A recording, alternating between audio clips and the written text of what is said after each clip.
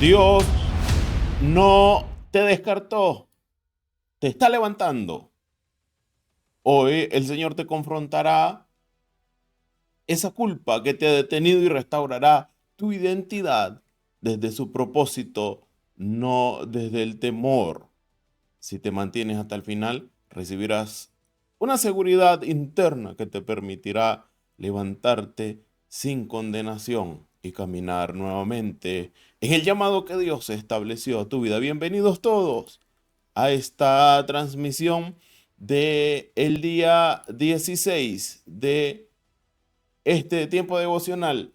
Tu fracaso no canceló tu llamado, es el título del día de hoy. Que Dios te bendiga poderosamente. Bienvenidos los que se conectan de manera simultánea y los que verán en diferido esta transmisión.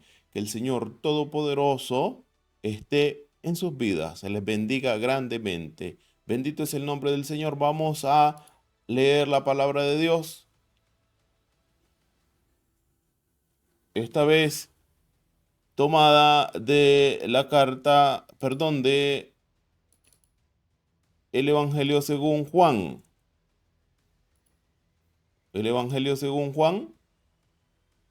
Leemos la palabra del Señor en el capítulo 27, verso 17. Leemos la versión Nueva Biblia Viva. Dice así: Jesús le dijo por tercera vez: Simón, hijo de Juan, ¿me quieres?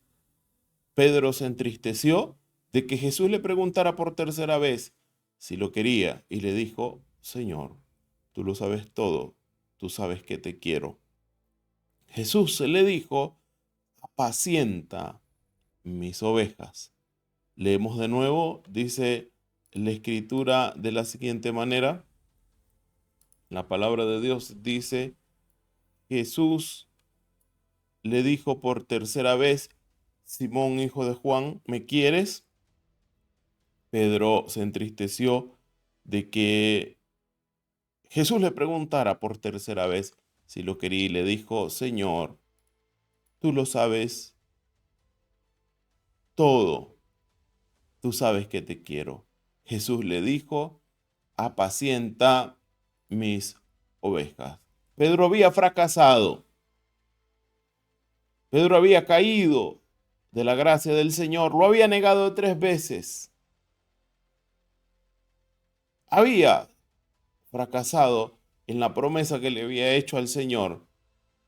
El fracaso tiene la capacidad de alterar la percepción que una persona tiene de sí misma delante de Dios.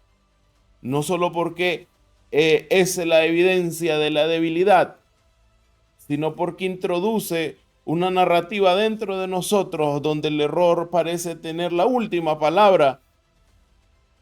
Y Pedro no solamente había negado a Jesús, comenzó a verse a sí mismo como alguien que no podía sostener lo que antes había recibido.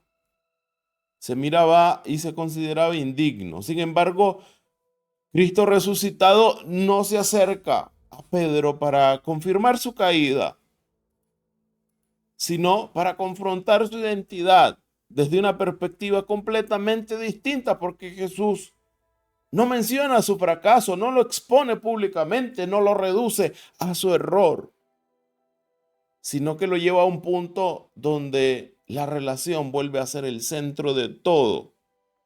La relación con Dios, no el error. La pregunta que Jesús se repite no es por redundancia, es con intención de restaurar a Pedro. Cada vez que Jesús le dice: ¿me quieres? En el griego lo leemos diferente. Jesús le dice: ¿me amas? Y Pedro le responde: te quiero. Con otro término, Jesús usa el término ágape y Pedro usa el término, eh, eh, el otro tipo de amor filial. Entonces, cada vez que le dice me amas o me quieres, no está buscando el Señor la información de que si lo quiere. Está desmantelando la estructura interna que culpa a Pedro y que se había instalado en él. La restauración no ocurre cuando recuerdas lo que hiciste, sino cuando entiendes desde dónde Dios te está mirando.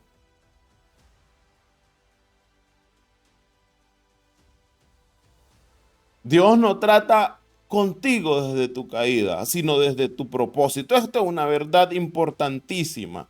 Dios no trata contigo desde tu error, sino el propósito que Él ha establecido en ti. Esto no es que el Señor ignore el pecado, pero lo ubica correctamente dentro del proceso. El pecado es confrontado y perdonado. Es confrontado como lo hemos visto las 2 semanas anteriores y es perdonado con la autoridad del Señor, sabiendo que la autoridad misma del pecado no puede redefinir ese llamado que Dios ya ha establecido en tu vida.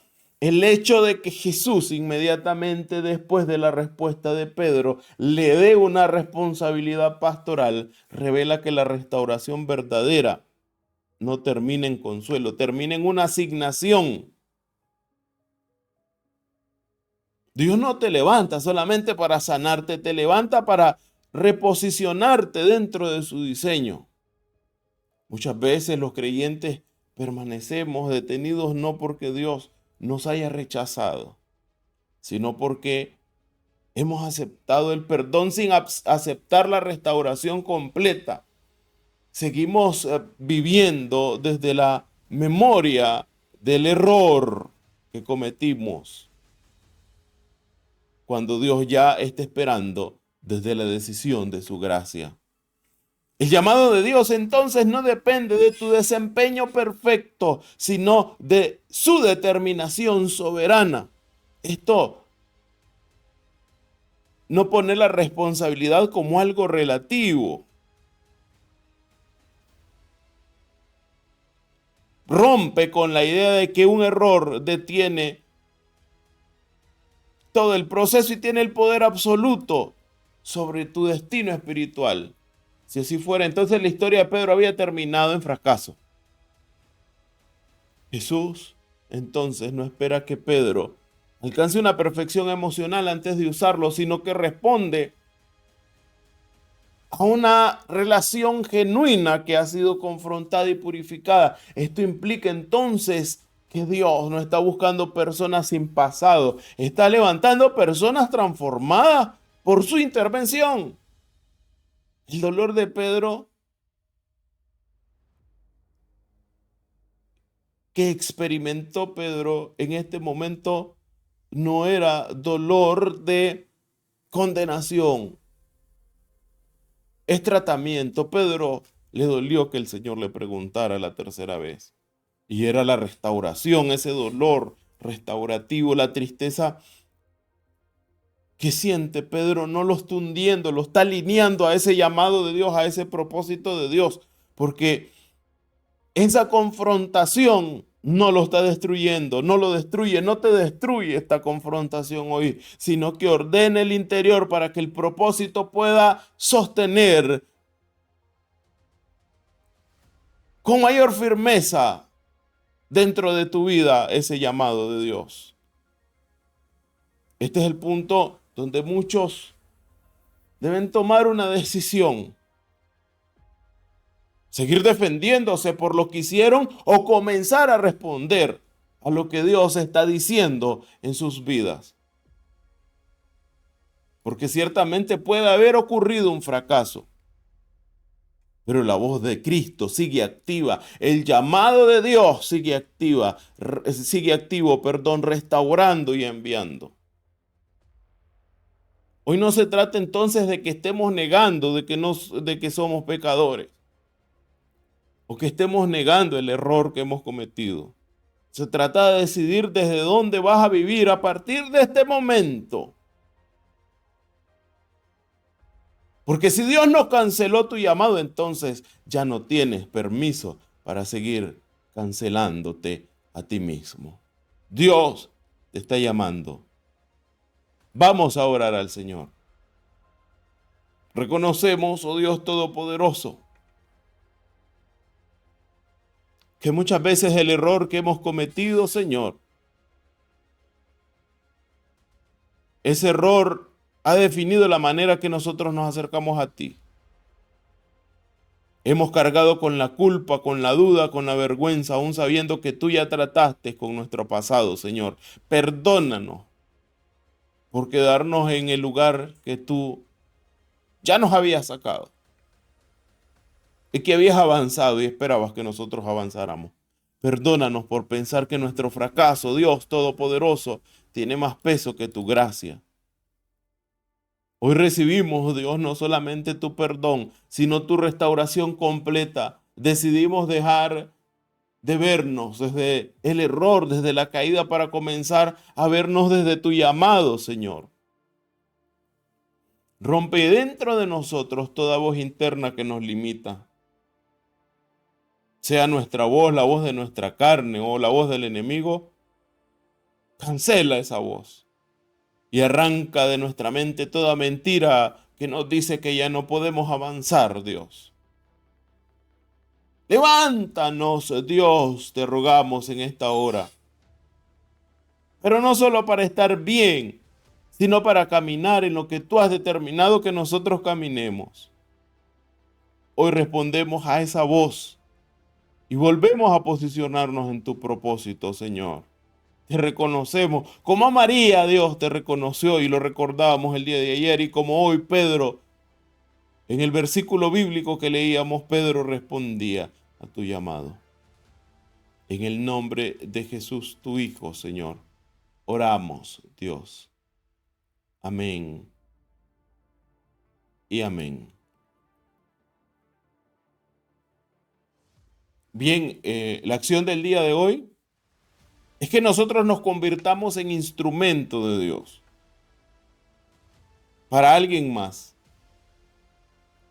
Vas a buscar a una persona, ya sea de las que hemos venido trabajando estos días o una persona diferente, y le va a decir directamente: Dios no ha terminado contigo, todavía te está llamando. Pregúntele que si quiere volver a caminar con Dios desde hoy. Si es una persona inconversa, hágale el llamado, predíquele el evangelio como se lo enseñé en días anteriores. Y si es alguien de que antes era líder, antes estaba activo en el Señor, también recuérdele que el Señor lo está llamando, no desde el error, sino desde la restauración. Ore con esa persona en ese mismo momento, pidiendo restauración y activación de propósito. Dios Todopoderoso les bendiga, que la bendición de Dios Padre, Hijo y Espíritu Santo esté sobre cada uno de ustedes. Nos vemos el día de mañana, martes 21 de abril, ya en el día 17 de este tiempo devocional. Les amo y les saludo a su hermano y amigo Marcel Arauz, desde la ciudad de Ciudad de Estelí, en la amada patria Nicaragua. Nos vemos el día de mañana, martes.